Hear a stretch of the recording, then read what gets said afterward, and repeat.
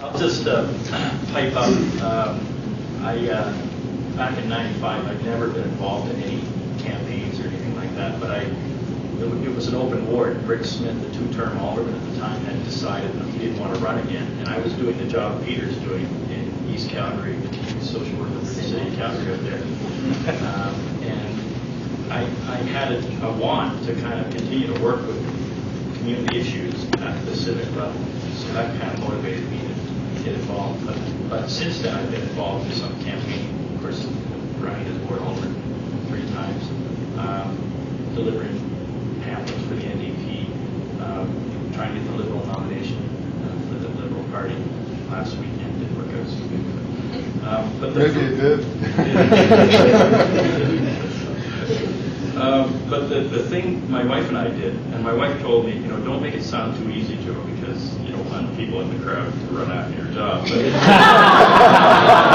so anybody here who wants to run for Ward 9, but we have this face off against each other. We went to the library and got this book called Getting Elected: How to Win a Municipal Election in Canada. And that was my wife and I's first introduction to politics.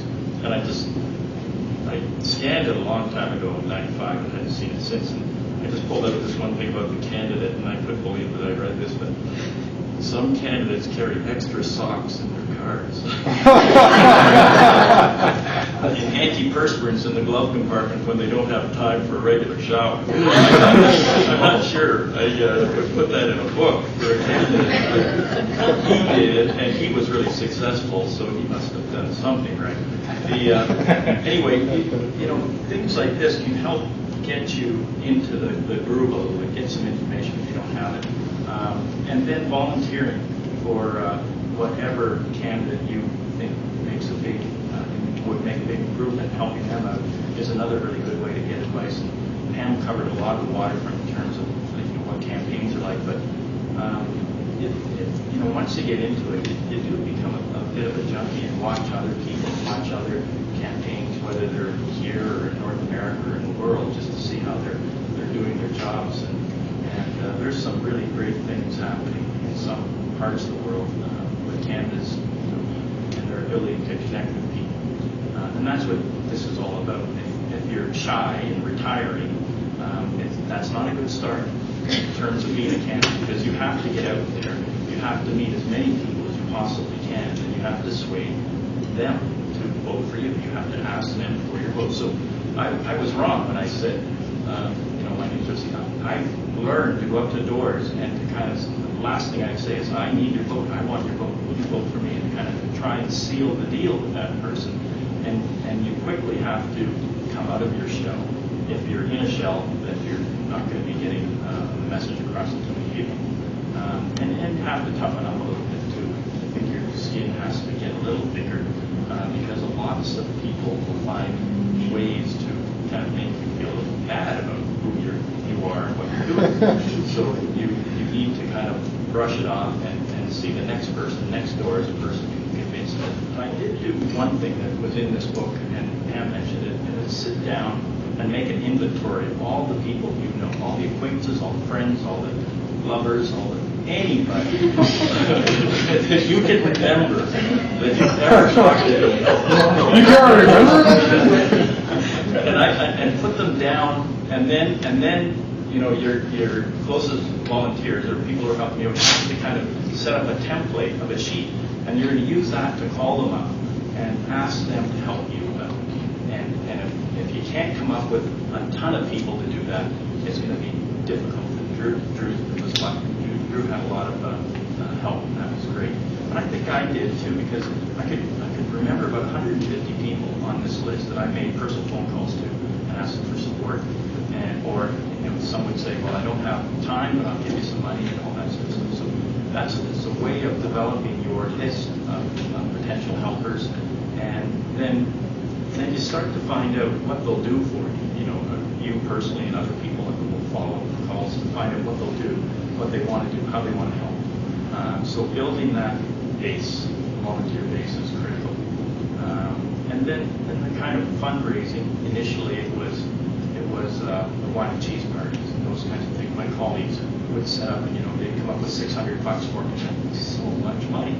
When your first campaign, my first campaign was about $9,000, with a lot of it loaned from Canada in the beginning, and then as the funds come in, as people get to know you're running, as people get to know you, the checks start arriving, and you do put some kind of rules around who you'll accept checks from and how much you'll accept checks from. But a lot of it is these same people that you put down on volunteer lists. They believe in you as a person, and they want. First campaign was about $9,000, 3 literature drops, and they were literally literature drops with volunteers blasting the communities, on the same day or over the same week, and ensuring all that stuff got out.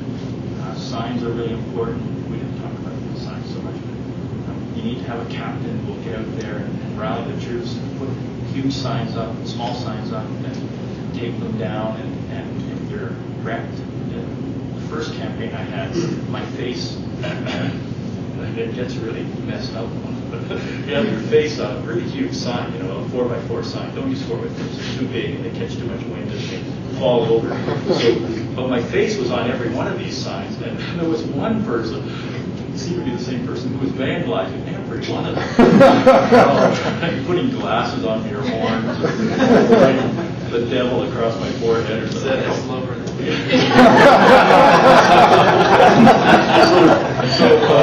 But it was useful too, because people would say, "You're the guy, I saw you down in the corner, you looked a little different than you were now. I've seen your sign." And kids start to recognize you, and there gets to be a little bit of a buzz, this person's going to do this. So it's an advantage putting the horns on? It's a good side of that. Open boards going forward in the next municipal election.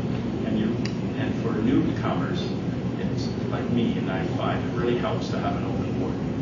Because then everybody's on the same plane. You try, you have to get out there and do your best.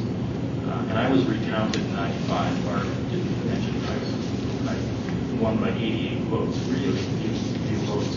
And I won over a guy who didn't go to every part of the board. He kind of relied on a power base. And I think that's something that you can't think about when you're all new. You have to go everywhere. You have to meet as many people as you possibly can. And he was hoping, because he was popular in one area, that he could be enough votes. You have to go everywhere. You have to meet as many people as possible. You have to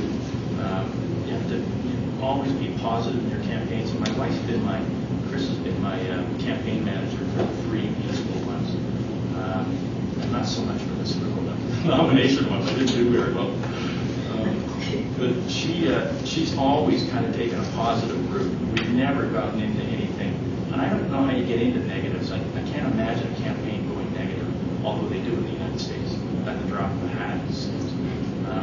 But integrity, ethical campaigns that are reflective of values and issues and ideas. That's what you would hope every campaign would be like. And sometimes they aren't, because people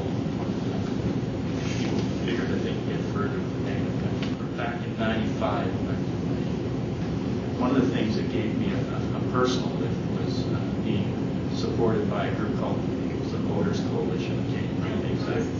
Voters Association. And that was really interesting. And I'd never, of course, it was my first campaign, and they wanted to know, who they'd support. And they said, there will be some volunteers and some money. And I think it was about $1,500 or something like that. That they went out and raised. And I'd like to see more of that happen, actually, because it gave me a tremendous feeling of maybe I'm on the right track here as a candidate. But it also came across with money, which is really, it was a short supply for the first campaign, and some volunteers. And I think any time you can get a group of people together who can support good people